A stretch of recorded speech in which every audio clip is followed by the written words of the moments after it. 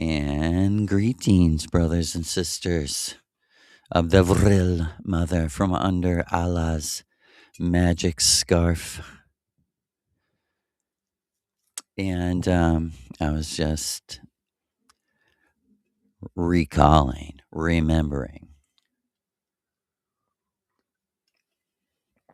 the first time I heard that phrase, under Allah's, Allah's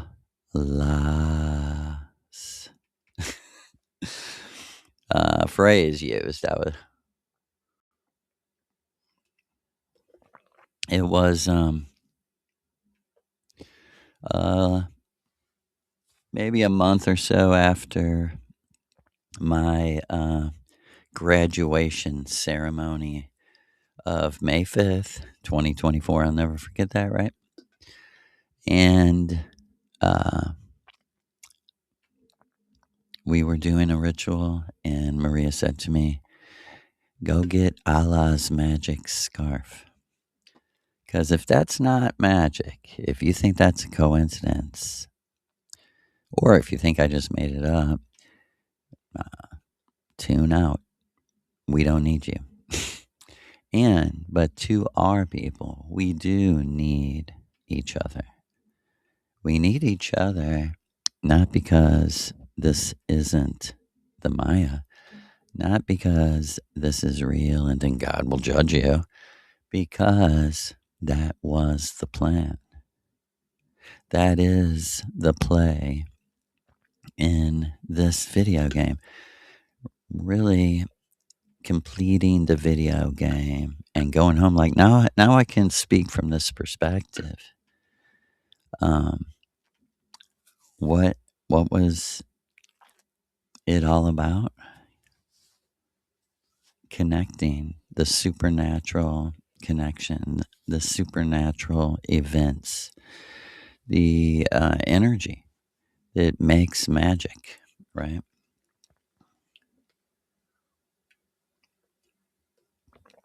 Right. And about a month or so after,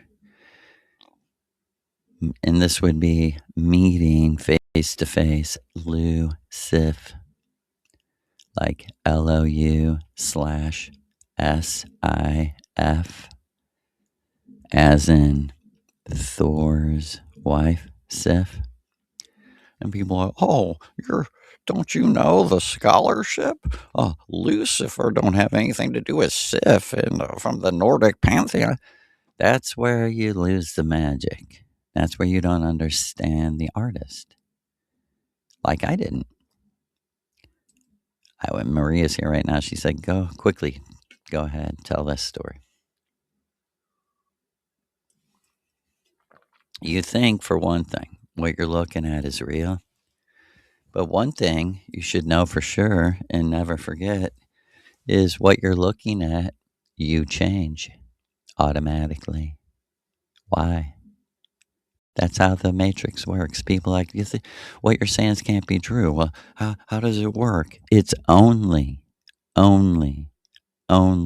happening in our minds. No one knows for sure if anyone else is there until they lift the veil, go behind the curtain. And we immediately know a person's wrong, and often assumptions when they're like, everybody's here. That's where, like Maria said to me, about someone, she's from a different religion. I mean, what can we do about it? Nothing. And I'm sure maybe there were people that were looking at me the same way when I was a Rasta or a Christian. Maybe there were some, Hyperborean gods walking around, switching bodies with people and going, what's wrong with Joe? Why the hell would he just, and they know the answer to this. It's commercial. It's consumerism. It's just the same reason people like the Bible is the same reason people like Taylor Swift. They're told to. And I don't even know if Taylor Swift is big still. You know what I'm talking about. You'll fit in. You'll be there in the vibe. In America, to just flat out say you don't believe in God, what you're saying is, I don't believe in the Bible God I was born into. You don't even know. I didn't even know what I was saying. I didn't know what I was fighting against. I thought I was fighting a war of knowledge. If I learn enough, I'll be happy. And let me tell you something. Learning is not how you change the matrix. Knowledge is not how you change your matrix, as far as I know. The only way I know for you to change your repeating life that's been repeating and you don't know it, you have deja vu, because literally from a mirror, an echo in a mirror, you're going, hold it, something's not right. This already happened. The only logical reason that can be real is because it has happened. And it's not as mystical as you think. And it's more mystical than you think. But it's happening because you're in technology from millions of years in the future. You're laying on a bed, you're jacked into the matrix, just like kind of like the movie, with the details a little different. And believe it, these people do DMT. They do everything that we do. They do. They do natural mushrooms. They do everything that we do. Their nature don't know any better. You know, you'll see someone kick their fucking dog in the face, and an hour later, the dog's licking them and loving on them. They completely forgot, right? And what he told me, exactly what he told me was, first of all, he told me he was Jah. And I'm like, Yahweh? And he's looking with a smile and basically says to me, it's like you're saying Obi-Wan Kenobi, Darth Vader, Luke Skywalker, Frodo, you know, Game of Thrones, the dragon.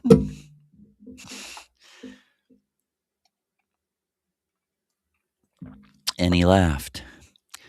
He said to me, I heard what you said about my book. And I looked at Maria with her two beautiful braids going all the way back in her hair. I'd never seen her quite like that. She said, I remember. She's here with us now. And I'm like, Yahweh? And he kind of laughed. And he's like, what about Jehovah? Is Jehovah Jah? And they were laughing, because it's like saying, is Obi-Wan Kenobi God? What are you talking? What's going on in your mind over there, buddy, our friend? Because I didn't know if I was being deceived. Let me tell you, you never get used to being completely out of your body. It's like dreaming. You're like, what the fuck is going on? You forget. You forget. And let me tell you, you're in this material world right now as a essence projection. You forget. You just have forgot that this too is a dream. Just like when you lay down and dream and you're caught up like a motherfucker. You're caught up in that nigga ass dream like I was the other night. And you forgot this life right here where you're so dramatically living and hoping to survive and eat and have a place to live. How could you forget all that? All the stress and worries and fucking pressures and job and da-da-da-dee-dee. How could you, in an hour, dream up? You created a whole other world in your mind and completely, totally, completely blocked the 35, 40, 50 years that you are living presently didn't even exist in your mind. I've been in dreams going like, yeah, what did happen? Trying to figure out like how, this reality happened. One time I had a dream. I had the craziest dream. I had a dream that my first girlfriend was like 9 months pregnant. And we weren't a married couple or anything. And this was 20 years. I hadn't talked to her in 15 years or 10 years or something. And we hadn't been boyfriend and girlfriend for 20 years or more. And, I mean, the vibration, the atmosphere was so exactly what it was 20 years previous, except in a whole new context. I wasn't the father of the baby. I was her friend, helping her. I was like the pregnancy coach.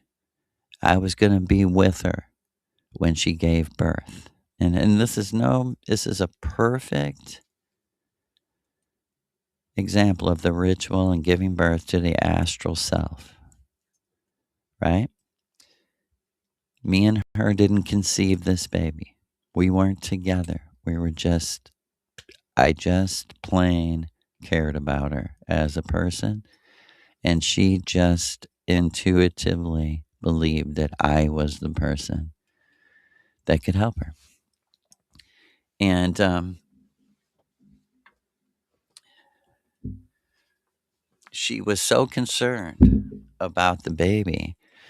We had like rented a house for like, I guess, a month or something so she could have the baby by the ocean.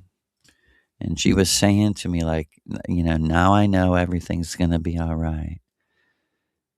Because the ocean is going to pull the baby out of me. And and talking about it's so crazy because right before the Missouri River goddess, approached me, contacted me on my birthday, right before, I completely intuitively believed that I had to go to the East Coast, as to the ocean, to be like as close as I can be to Ireland, to my ancestors, where they lived. It's not no hocus pocus mystical shit, it's people. My grandma and grandpa came from there. And, I didn't know. Like I said, it was just like intuition. And so I had never done a ritual or any of that. And me and my wife drove to Virginia Beach. We went up in the mountains in Virginia by Thomas Jefferson, by George Washington. And it was like the ocean, and I had this dream about my first girlfriend many years, like I said, 10 years before I ever did a ritual. And there was something literally, like, what am I getting at? The true self is telling you to do things. They might not seem to make sense, but they'll be confirmed supernaturally. Like, some people say to me, like, sometimes your point, I don't really understand the big point. I'm like, because you're not taking this as a new religion to you. You're trying to take what's good from this like you do the rest of the things. But that's not what this is. This is a fundamental change in the complete perspective of life. And of course, it's based on what? Class, you should know by now. Grammar, logic, rhetoric, knowledge, understanding, and wisdom, right?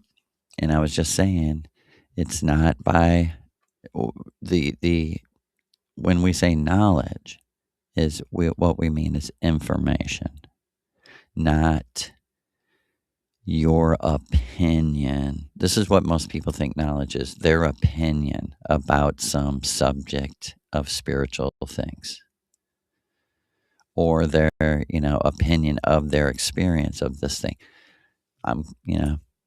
It's great you have an opinion. That's not what we're talking about. We're talking about basic knowledge. I mean, basic data, basic information. What we're calling knowledge is just the raw information. When you move to the understanding or logic phase, you should try to stoically, non-emotionally keep yourself in these. This is what Maria teaches. This is how you do this. And what this will do when you're like, okay, you know what? My opinion is no better than anyone else's because it's only as good as the information I have.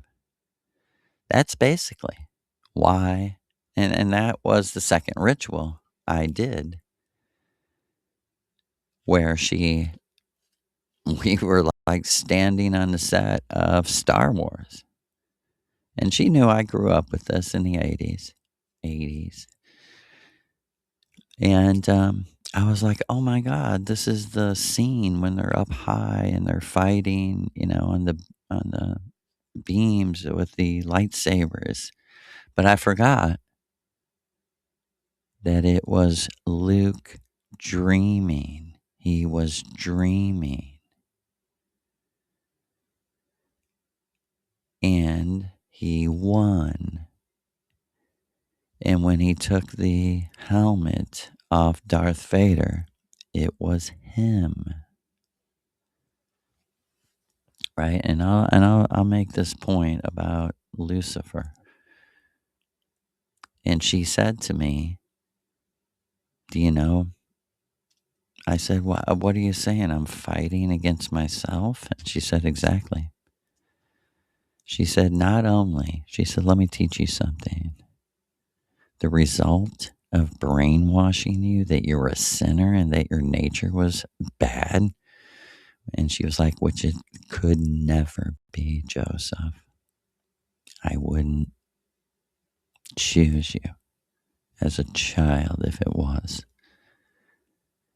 She said, not only, she said what that produces, because it's intentionally being done through magic, black magic, it produces a pride, a confidence that you have universal knowledge and that your opinion is backed up by universal knowledge.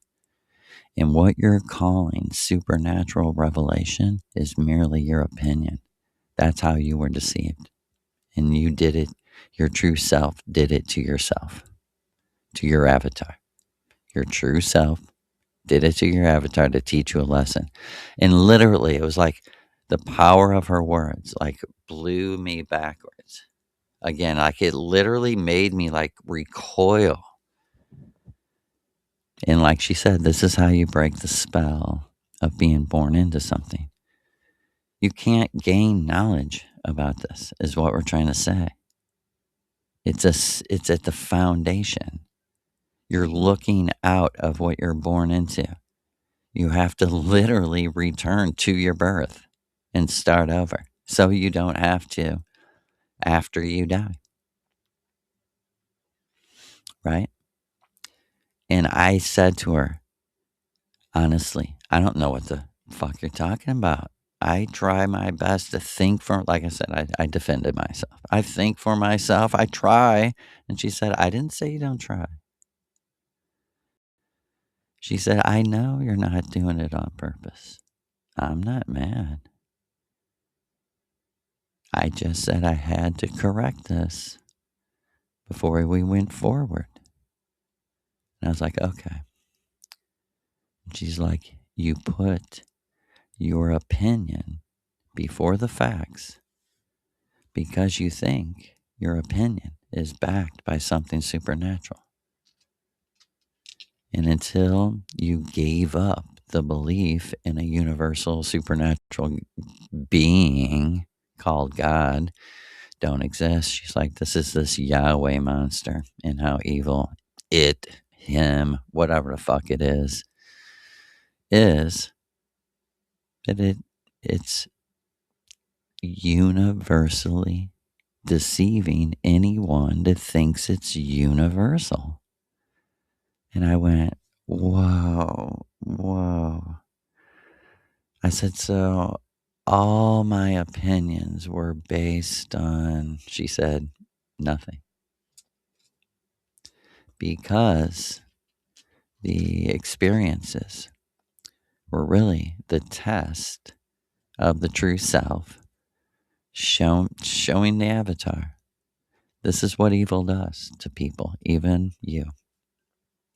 You're no different than anyone else. I was completely, people like, man, how can Christians be deceived? Yahweh's not real. Yahweh is real.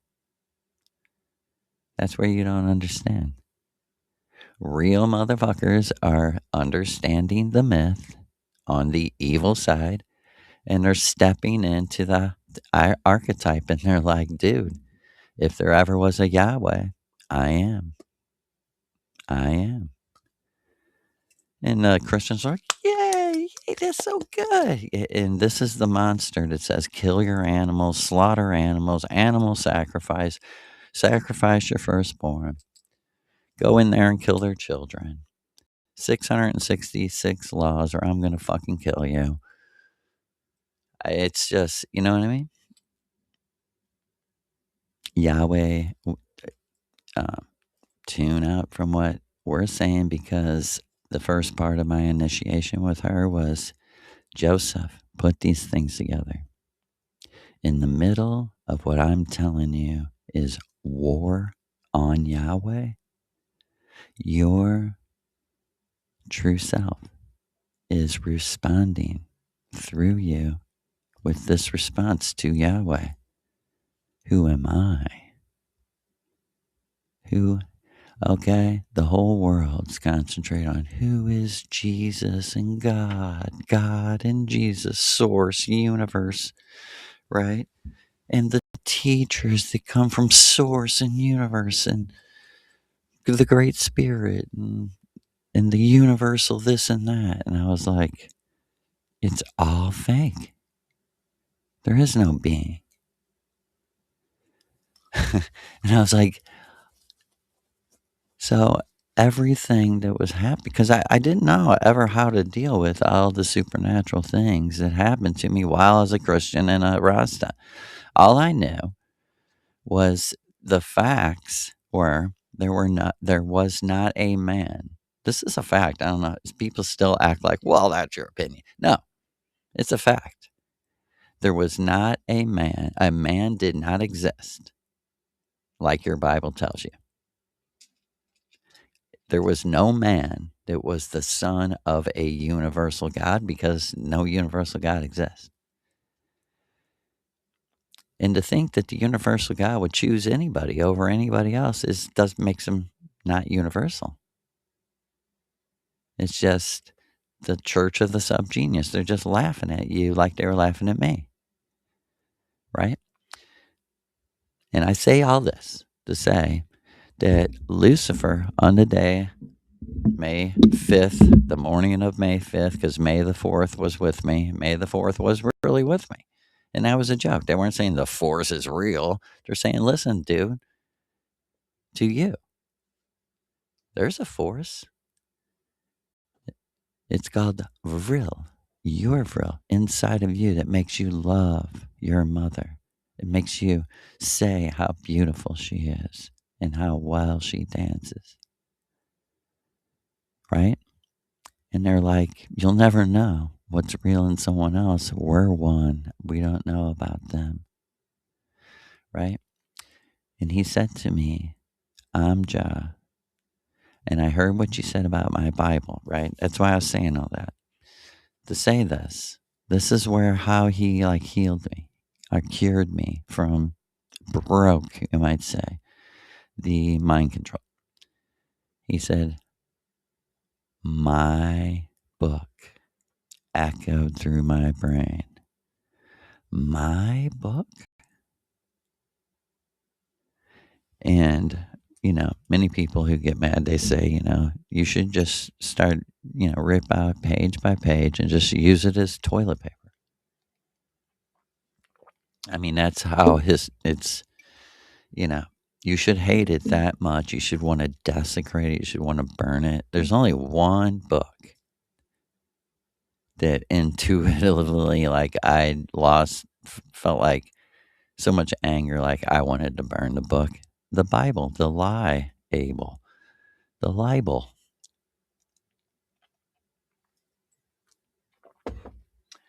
And he said to me, and he was smiling and laughing, and he knew that I was kind of freaking out. And he said to me,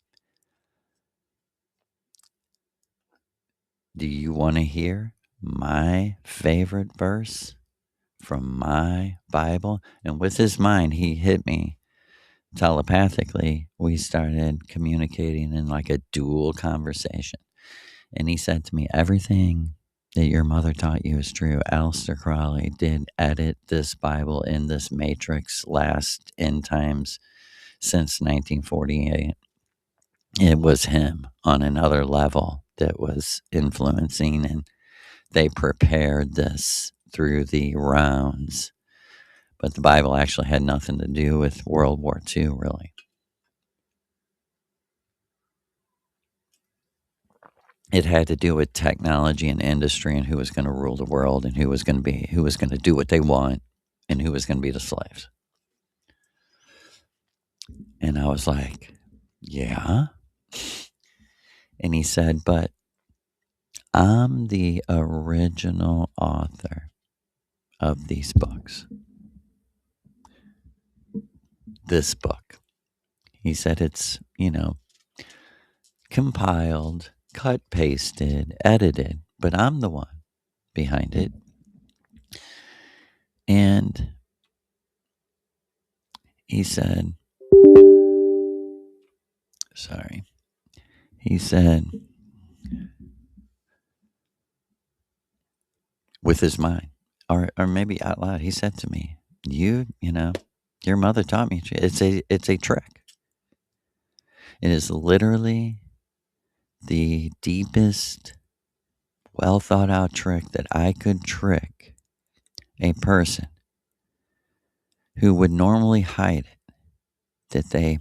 He said, Joe, it's just as simple that they're fake and they think they're better than other people. And I recoiled like a fucking, like it hurt my soul to hear that. He said, I know it's my job to keep these people here. He was like, you've joked that this is hell, and if you could be happy in hell, you could be happy anywhere. And he's like, that's why people love me. He's like, I am literally tricking your enemies into this repeating cycle over and over, just to keep them busy. And he said, but authentically, they give you the experience of how much people really suck, how awful some people really are. They are, and I'm going, I guess I'm not being tricked, like, what is this dude saying? And he said, reason you're here tonight has to do with my favorite Bible verse. He said, I am the man that was in your dreams, who you thought was Jesus. I am Odin that Maria was bringing you to when she was the Missouri River goddess and you didn't know who she was. I was under that monk's hood. He was like, and I was the 10-foot energy man, Allah, who gave you the scarf.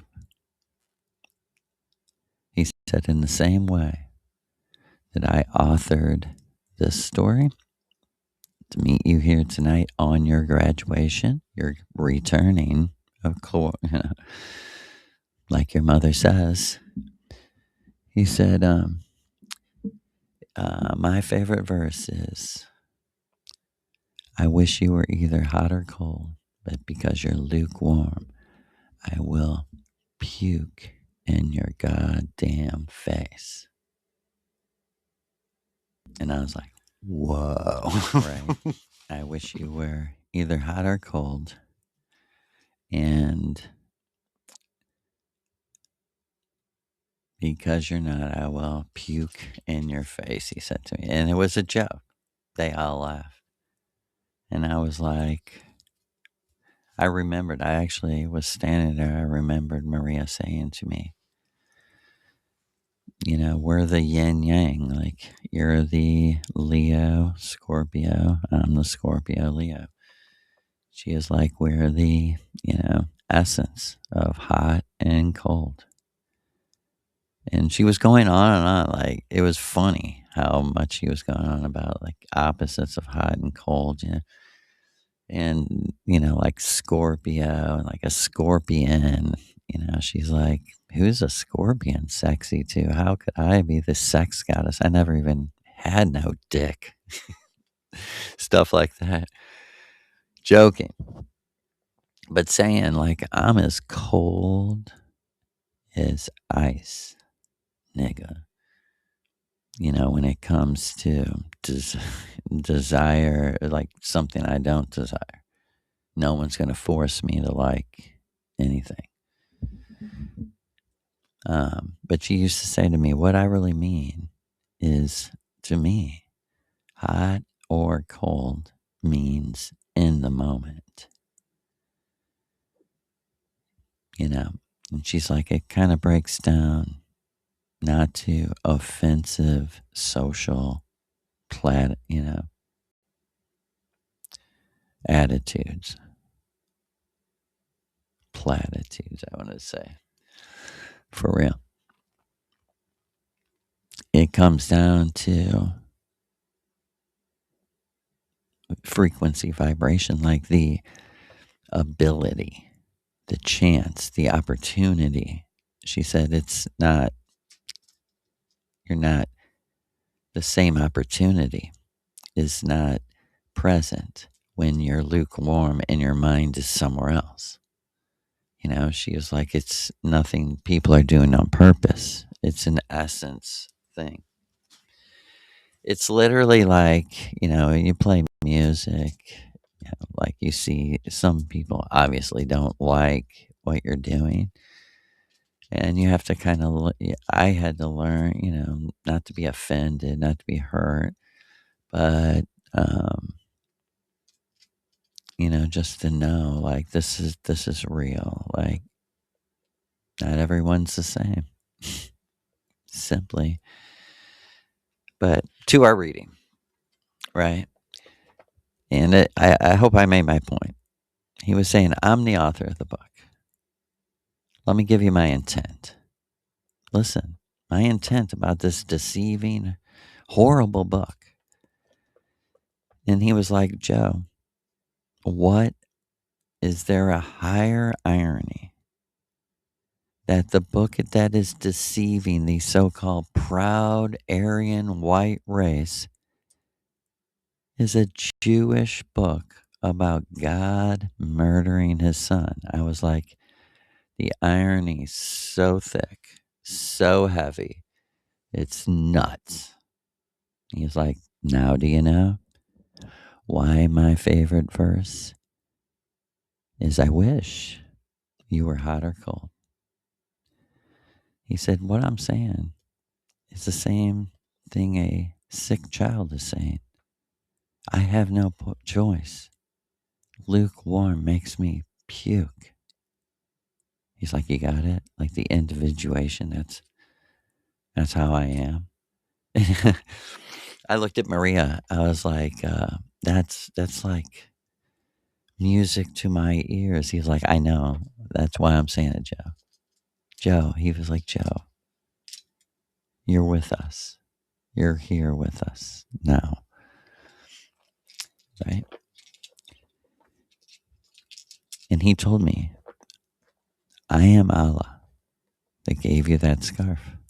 And he's like, the only Allah you need is the one that is real to you. I was like, yeah, no shit. So like 2 weeks later, in this kind of drawn out story, Maria told me, get Allah's magic scarf and come over here, put it over your head. She had me have it like all the way over my head. Like, and I all of a sudden felt so good. I felt healed. I was like, oh my God, this is where I needed to be tonight. And she's like, yeah, especially to talk to someone that, we've made it possible to talk to. And she's like, let me introduce you to the famous, the artist. And we will always say his name the way he wants. Yay West. And someone asked me, what do you remember of your conversation with Yay West? It began with him saying, I want to interview you. Just straight up. What's it like to be around this lady all the time? Who is this lady? He's like, we'll get to you. We'll get to you, brother. He's like, but I want to ask first, what's it like? What do you feel like around her? And I was like, oh my God, you're talking about before we came here. And he was like, yeah. And I was like, Maria, how is this happening? She's like, he's sleeping. He's just sleeping. He's out of his body. He's sleeping. I went and got him. I know him. We know him. She's like, I went and got him. And I'm like, well, she's a great dancer. He's like, I know. It's magic dancing. It's not dancing. It's like music, but it's not music. It's magic. It's poetry. He went on for a while, dude. He was like trying to explain to me, like, dude, I'm in the same place as you. I thought dancing was cute girls shaking their asses and acting sexy. He's like, holy shit. Little did I know that this is a wonderful way of communicating with the true self, which keeps bringing me back every day, all the time, to what will heal us all and what will make us all one is when we concentrate more and more, knowing the greatest thing I can do for you is reflect somehow, some way, sometime, somewhere, your true self back to you. And this is like Maria in the very beginning, the true thank you would be you thanking me for doing, that would be the most supernatural thing, is you to say, oh my God, I seen myself in you, or what you're doing, or whatever. Right? He kept going back to me saying, the most important thing about any book is the author's intent. He was like referencing, everything else is your opinion. Everything else is your opinion. Everything else is your opinion. Back to that second ritual. I have to correct this in you. You do not put the facts first. You're putting your opinion before the facts. With any book, with any story, the very starting point is, and sometimes it's not sometimes there's no one there to interview the author and say, what was your intent? Sometimes it's left to the reader. This is what is called a myth. and it's left to magically manifest in your life and come true. That's what happened with me. I got this book, Nos, the Book of Resurrection, in the mail. Maria told me just go on, I think it was like Abe Books, maybe, or something, or some kind of book place. And this was the first one to turn up, and the first, I just bought it like she told me to. And what's crazy is it starts out with a foreword, and this edition had the dictionary. Let me put this out there for you. Dictionary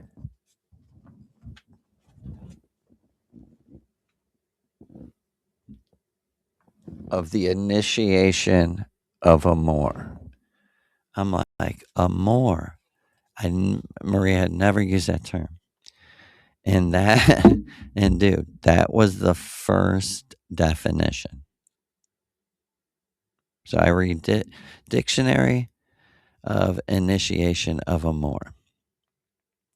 Let me just start there, right? Reading from Nos, the Book of Resurrection.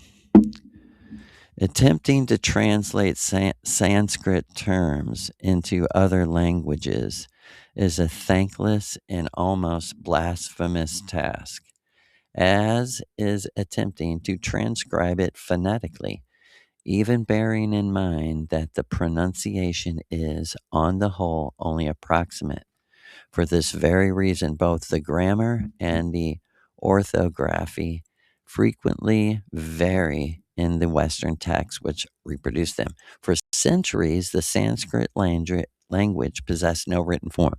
The Vedas were collected and written down very late, having been transmitted orally from generation to generation by the Brahmins. Sanskrit is a sacred language with a liturgical rhythm and may well be derived from the language of Atlantis and Hyperborea, whose sacred and legendary symbols are the runes, which are also fragments of the cosmic and audible language of the Orphic Kabbalah. The following dictionary, containing some Sanskrit terms and others used in the initiation of amor, gives only their designated meaning. You hear this? As it is really the, I don't even know this word, the breviary of a warrior troubadour, a mini singer. To the interpretation, that's how I get it. Like, this is magic, and it has to be received astrally by the warrior troubadour, the warrior poet, the warrior musician, even. This dictionary accompanies me everywhere I go because it has been flowing through my blood since before I was born. Therefore, it serves for my entire literary output, although out of necessity, it remains incomplete. So I'm like, huh. So this is great. I'm like, this is great. A dictionary, and the person, the company to put this book out, they said, we put the dictionary in the front instead of the back because it's so important, to understand the book. So the very first, and let me just remind you, Maria, for 13 months, was telling me only eternal true love is real, and everything else is an illusion, especially because you're in the matrix, right? And she would say to me, what I mean is love that cannot die. It has no ability to die. It's energy. And because it matches, it's a frequency match of DNA. That's what she was telling me. That's what eternal true love is. For 13 months. And then I read this. This is the dictionary of initiation of amor. Amor is the very first word. It just happens to be because it's A. It starts with an A, right?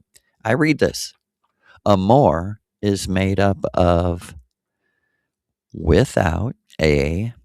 Amor is made up of a without and more, MOR, death. It means without death, eternal life, resurrection, immortality. I dropped the book right there and went, that's crazy. The initiation, this is what she's telling me I'm in. I'm not kidding you. And I start reading. It was the initiatory doctrine of the troubadours, the mini singer, and a fideli di amore. It was a kind of tantraism. I'm like, that's what she's been talking about. A magic love that came from the original homeland and was taught in Hyperborea by the priestesses of Amor, such as Alwyn. And I'm like, damn, I must have the right book. Okay. And, I told people everyone I told about this book, you know what they said? Like 3 or 4 days or maybe a week later, finally they did look in. I was like, man, it's the best book ever. Da, da, da. And it was a great test. It was like an acid test. It was a foolproof test. Because most of the people came back to me and said, that guy's a Nazi. Oh my God, he thinks Hitler's like a god. And I said, well, he thinks that he's an avatar of Shiva, Vishnu, which, see, in America, nobody knows what that fucking means. Nobody, literally nobody is like, well, what the fuck? That's a myth. Oh, and you don't think yours is. So let us read from the great book as we have been reading. The Glance. I do not remember much about our reunion, only vaguely. There was a quadrangular hall and a narrow corridor along which she led me to a room to the back of the house. She lit some candles and invited me to sit in a wicker chair which creaked gently beside the window which was open onto the star-filled sky, a Chilean spring sky. My heart inside your breast caused me to recognize your footsteps. Perhaps you too recognized mine as well. This time we have met again in all lucidity because I also possess your heart. I sat there for a long time, telling her all that I could remember about my existence since we had parted many ages ago. I told her about the garden of my childhood. I told her about the garden of my childhood, the city of Avalon, the tree which almost touched the sky, Jason, my master, the dog in the Antarctica, the oases of ice, Papin, the white gods, our Hyperborean destiny, the memory of the blood. And she was always present in every one of these stories because I did carry her heart inside me. I realized that the cosmic poetry which had taken possession of me was the suprapersonal spark which her heart had brought into my breast. Now I return it to her. She sat silent. She knew how to listen with the sweetness that always seemed to emanate from her whole being. Irene clad Heil. I want to read that again because we love you, Irene. She sat silent. She knew how to listen with the sweetness that always seemed to emanate from her whole being. Her hands lying quietly in her lap, sitting beside the window. When I finally stopped talking, as if the ability to string words together had deserted me, she said, "Behind the words is a secret dialogue, which is also being conducted between us. It is this dialogue that interests me and to which I have been listening. How much you have explained to me through it." Yes, how much? I realized that I had told her that the face that I saw appear in the flowers was hers. She looked at me as if the window and she could see the starry firmament through me. If I were ever to journey through the constellations and were to meet beings with eyes like those of the people on earth, I certainly would never find anyone who looks at me in this way. Her heavenly eyes suddenly seemed to go out behind long golden lashes.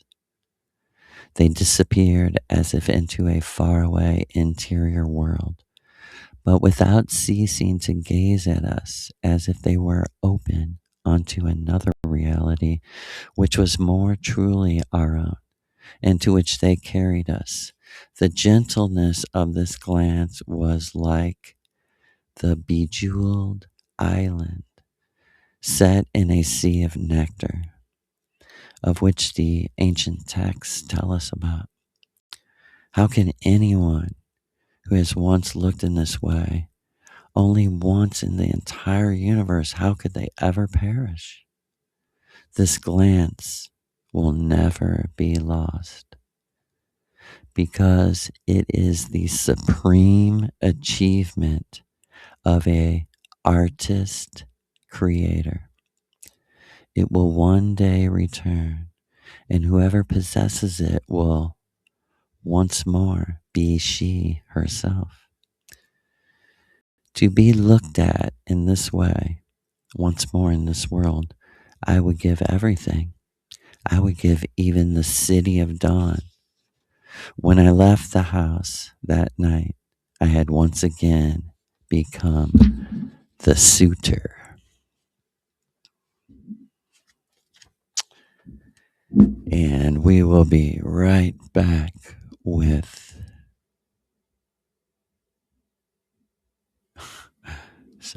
with the rune, tonight's rune. Okay, tonight's rune is the AR rune.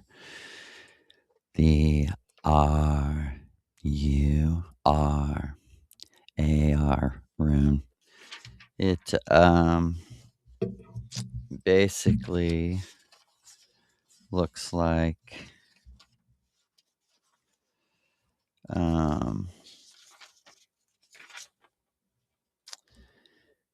it's like a K missing one part. It's just a straight line with what would be one leg of a K. And the AR rune, the Arc rune, the Arkansas rune, it says, safeguard the eternal fire. Safeguard the hot. Safeguard the eternal fire, the R rune, says safeguard the eternal fire. And we're reading from Miguel Serrano's The Ultimate Avatar. The number 3 is powerful. The trilogy, the triad of gods and things. So the runes must also act here simultaneously on 3 planes: substance, spirit, and form. Spirit, substance, and form. Their vibration and action are exercised in these 3 states. Each element has its origin from a superior level. You hear that? An astral level. The runes of Wotan were, at first, there were 16. The first of the series in the old Futark is Fior, giving birth to the world, female, giving birth to the world of the Aesir gods, to Asgard, to polar Hyperborea. The Futark ends with the IR rune, rune, the rune of death. The twilight of the gods, the Fior rune says, breed your own luck and you will have it. And the rune says, think of the end. To this series of 16, Wotan added 2 more. 17, the He, which looks like the cross, but the middle is tilted, and which unites the first rune of birth, fire, with the last rune, death, of the mother, ice, fire and ice. And this rune, number 18, is Geiber, Geiber, Geibir, Gibber. I'm not sure exactly the pronunciations. That would be Gibur. And the EHE, which I'm calling Ehe, the Ehe rune says, magic marriage is the deepest root of the Hyperborean Aryans. And the Gibber rune, Gibir, says, know thyself and be a god. Know thyself and you will be a god.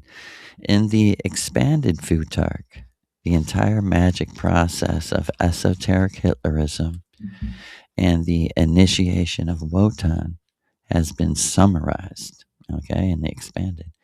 An exit is given within the closed circle of life and death through Aryan initiation in the magic marriage of Amor. Ehe, the hero, is taken to Valhalla by means of the ultimate rune, Gibber, mutated into the leftward swastika, that of Hitler. There, his Valkyrie will resurrect him as an immortal Divya. He will be Wotan and more than Wotan. Do you hear that? More than Wotan. All right. And let us read another round. The AR rune. Safeguard the eternal fire. First Hyperborea was located beyond the demiurgic cosmos. You hear that? The first Hyperborea was located beyond the demiurgic cosmos. And the cycle of cycles, it was beyond all that.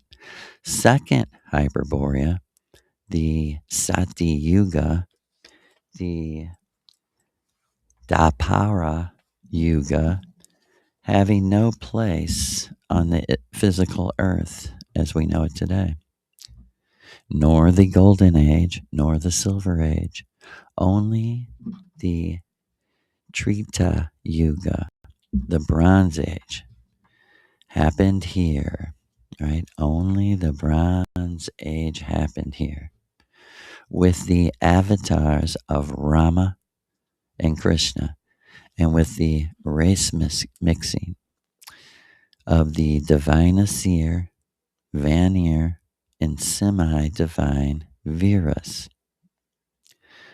When we speak of extraterrestrials, we do not mean, of course, what is believed today under Jewish tutelage. The Asir, the Tuathas Didanan, the Nephilim, those who come from other stars, did not arrive in spaceships or similar vehicles. No doubt they came from afar, or maybe from within. But they did not avail themselves of such crude, strange means. They did not need flying saucers. The simultaneity of consciousness was enough, absorbing the substance of each plane and clothing themselves with them. In truth, they came from a universe that, even though very far away, is found on the other side of our senses. And if we sometimes see them as if they were round, like discs of light, this is because we do not possess the organ that would permit us to penetrate and see deeply into the other side of our senses. If we could do so, we would also discover that within the disc is a man or a woman, he and she, with forms like those of the Viras. In fact, Wotan and Frigg, Baldur and Induna, Avarice and Alwyn are the extraterrestrial discs of light. Quetzalcoatl, Boashika, and Viracocha are as well. We repeat, the demiurge Jehovah continues descending through planes of lesser intensity of energy in expiration and breathing, where not even his hierarchy of slaves have yet to come, but where they create the means for Jehovah to work. Investigations, his machines and robots, even though he always shapes them into his own image. When they arrived here from Hyperborean Divyas, they must have thought it would only be for a very short time. They would be able to resist even after the Golden Age, they believed. But some of them mixed with the daughters of men, with the animal men, falling prisoner. The sons of this first racial sin were the heroes of the vanished times. The sons of the first racial sin were the heroes of the vanished times, the semi-divine Aryans, Viras, who were still able to return to the divine world, transmuting themselves in reverse by means of the initiation of Amor, transmitting themselves in reverse by means of the initiation of Amor. Okay? By having lived directly this experience on this plane of demiurgic impregnation, they could now go beyond the gods themselves. You hear? Like the racial sin was meant to be, because now they could go beyond the gods themselves, to be more than they, to escape and go out into a dream undreamed, even by the greatest pilgrim of nostalgia. We have here the difference between two earthly humanities, the semi-divine and the merely animal. That of the robots, this would be AI, for real, in the Matrix, slaves of Atlantis. It may very well, slaves of the technology, it just means they're AI. It may very well be the choice of living with men on this hard ass earth. It is in it is in itself an act of heroism. You hear that? It may very well be the choice of living here is an act of heroism for these people who came to the Matrix. This is exactly what Maria was always saying. Because it's more than a defeat. It's an act of heroism because it's more than defeat. It's death.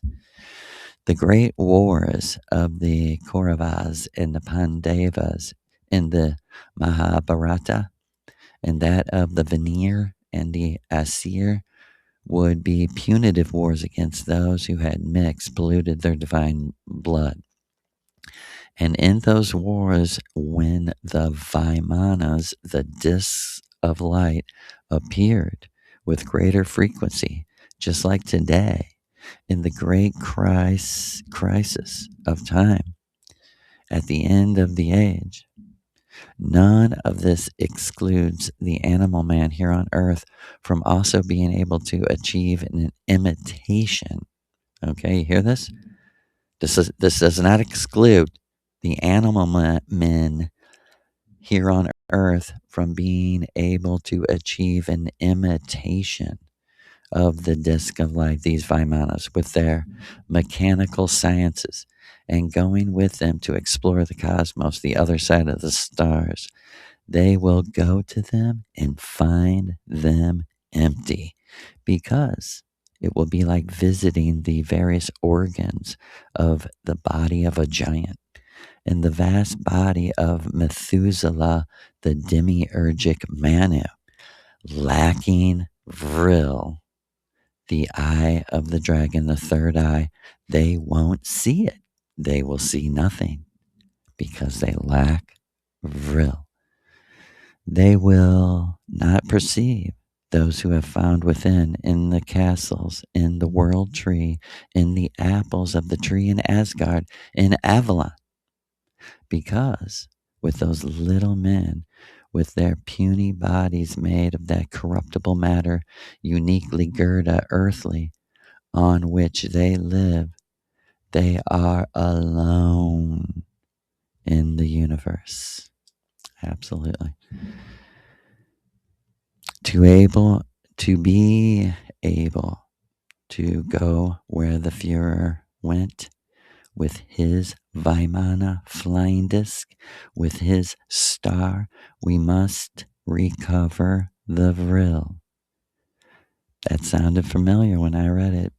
And thereby go to where he is, within, in the interior earth. First, we must be able to go beyond so that he returns. The Third Reich was the Superman.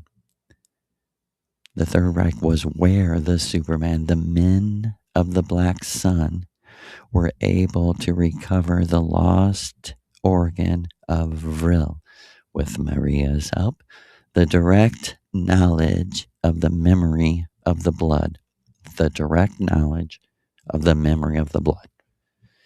The Viras converted anew into Divyas, built an astral body, their sadhu, their own Vimana, and with them they departed to the regained, impregnable inner earth paradise of Asgard.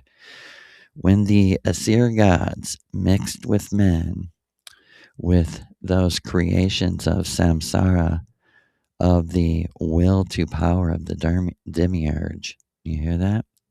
When the Asir gods mixed with men, the giants mixed with those creations of the matrix, of the will to power of the demiurge. That would be Aleister Crowley in our time. That Maya, which here below moves as a river, like myriads of tiny fatuous flames, images ever more opaque, without duration, destined for death, the nothing, animals, plants, minerals. This made essential the recovery of the purity of the blood of the hero, because that is where the memory of divine origin is. That was the whole point, to regain the memory, not to be superior. This is where the memory of Asgard, Valhalla of the gods, is preserved. The garden of the golden apples of sweet Balder, Father Wotan, Mother Frigg, above all, of the eternal beloved, the Valkyrie, and of someone who remains waiting like on the edge of surging waters around a great fountain. So the watcher of the dawn will also be a pilgrim of nostalgia, of great longing, because in his blood, as in the light of the morning star, he hears the distant music that surrounds him and makes him dream the world of Hyperborea, lost he knows not when. Right? He does not know when it was lost. There does not exist an Aryan, a Vera who is not nostalgic, a tireless pilgrim. It don't exist unless they are nostalgic, that they're remembering. When the Hitlerian SS in the final offensive of the Ardennes were wounded to death in enemy hospitals laying, they refused to accept blood transfusions, preferring death because they were convinced that if they diluted the memory of the blood, they would have lost eternal life. Aryan blood here on earth is the substance of the light of the black sun, circulating through the veins of Hyperborean gods. It is the premonition of the green thunderbolt, the fire dragon, the way of Uring. Wotan alone can speak with his warriors who keep guard in far-flung regions by means of the Mene, the song, preserving the purity of Aryan blood. They are the prisoners of a myth, like our brother Rudolf Hess. And even here, they fight a glorious, desperate war. AR, Rune, safeguard the eternal fire. And we mourn you, our Venusian. In the rhythm of the earth, I feel like ancient spirits dancing, guiding the night with every wave of the river. I hear your song, you whisper through the trees where we all belong.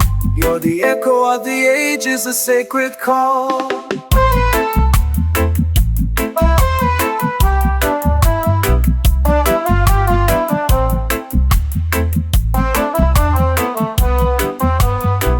You're the return of the ancient ones, it's true. The melody of life, it's all in you. We are love may manifest through and through. Together we rise in every shade and hue. Flowing like the water, nurturing the ground. In the cradle of creation, our hearts are found. You're the mother of dreams, the stars up above. With every breath I take, I feel your love. Go forth, my soul, in peace and harmony. You're the return of the ancient ones, it's true. The melody of life, it's all in you. We are love made manifest through and through. Together we rise in every shade and hue. Embrace the love, let the music music flow in the heart of the